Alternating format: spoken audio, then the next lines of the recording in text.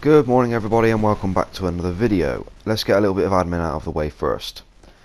I'm really sorry that it's taken me so long to actually start doing another proper video. I've been through crap in the past week and a half and I'm not going to go into too much detail about it here. I'll probably make a small update video for that with some spare footage I have left over. Secondly, I'm sorry that there's no noise in the background of this video during the gameplay, but I recorded this with Schooter and I thought I had turned off the recording of the voice thing. That apparently did not happen, so it's just me talking to myself, which is annoying as fuck, frankly. So I've decided to just turn the volume off. Turning it down enough that you couldn't hear my voice basically made the gameplay unhearable anyway, so sorry about that, but that's not really why we're here.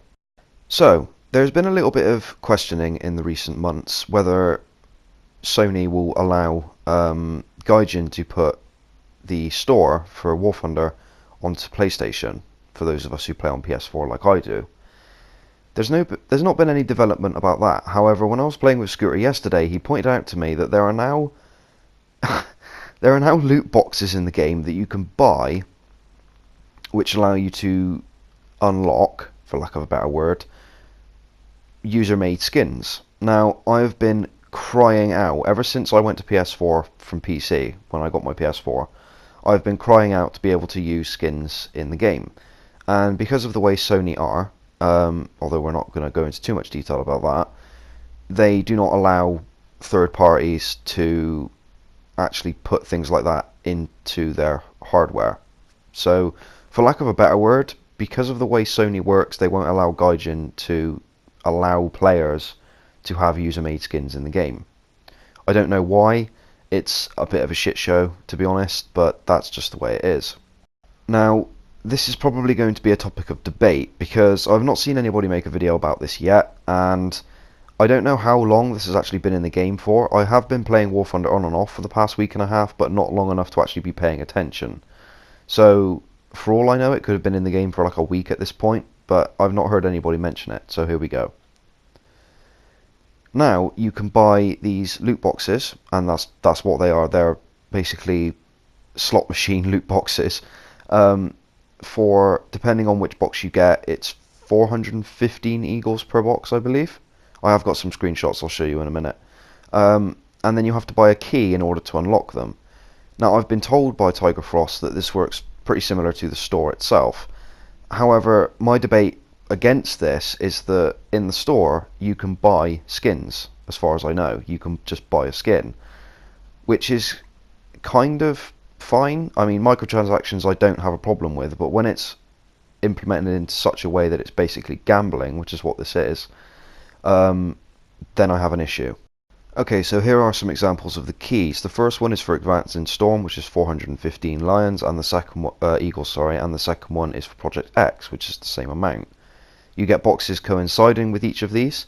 The first box is cheaper than the second box, and blue is rare, white is like normal, green is uncommon, and purple is ultra rare, as shown here.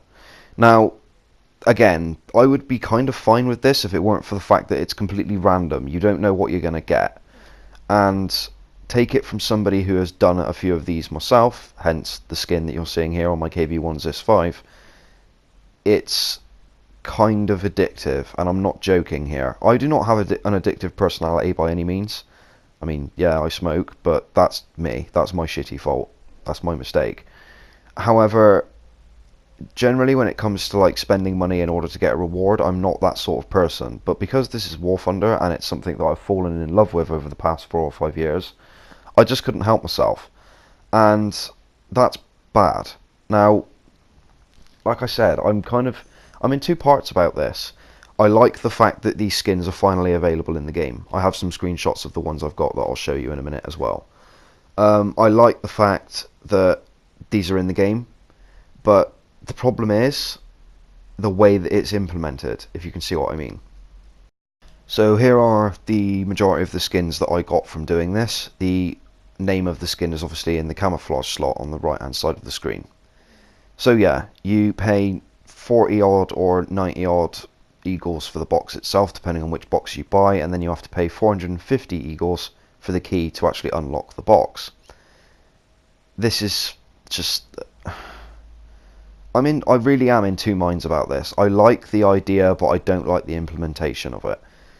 If you were able to select, say, I don't know, a tier that you wanted to go for, so for argument's sake, let's say tier 4, and then a nation, well, not even that, you could select a tier and then either ground forces or air forces, so aircraft or tanks. That way, at least people like me, who play mostly tanks and not aircraft, don't end up with a bunch of skins that they will never ever use. And in my opinion, I think this wouldn't fix it, but it would certainly make it more bearable. There is another little bit of information, however, and I don't know how true this is because I haven't actually had a chance to look it up yet. But Schooter has told me that apparently this is supposed to be like an apology thing for us PS4 players regarding the summer event. I don't really know why, but bear with me here. In theory, they reckon that this is not actually going to be in the game from now on. This is just for like a month or so. So this will apparently be going away in a month. I'm not so sure about that. Once Gaijin gets a smell or whiff or a feeling for how much money they can make off of this, and believe me, they're going to make quite a bit of money off of PS4 players because, like me, most of them have been crying out for these sort of, skins and stuff. I love historical skins, I really do. Even unhistorical ones like this Leningrad skin on my KV-1B. It looks awesome. I mean, you're going to get a lot of flack if anybody sees Lenin and a hammer and sickle painted on the side of your tank, but hey, whatever. So yeah, I figured I'd let you guys know about this because, like I said at the beginning, nobody seems to have covered this for PS4 yet, or in this specific case, nobody seems to have mentioned it. I think it is a good idea, but I'm not a massive fan of the implementation of it. It just seems kind of weird all of a sudden that this just comes out of nowhere. We haven't got the store, so in theory this would make, this would be worthy of being there if it weren't so gambling feeling, if it didn't have such a feeling about being, it is just chance. I mean, even the way that the box opens, the different icons for the different camouflages spin, from right to left or left to right, I don't know which it is, and then you have a line that sort of clicks onto one of them and then it pops up and, collect item and all this shit. It's fine, I guess. I mean, it shouldn't be in the game, really, and this is an incredibly sketchy thing to be doing, especially when a lot of countries have decided that they're going to start looking into loot boxes and how they work. And there are countries like Belgium who won't even have this accessible to them on their PS4s because of the laws that have recently been implemented in that country. Excuse me.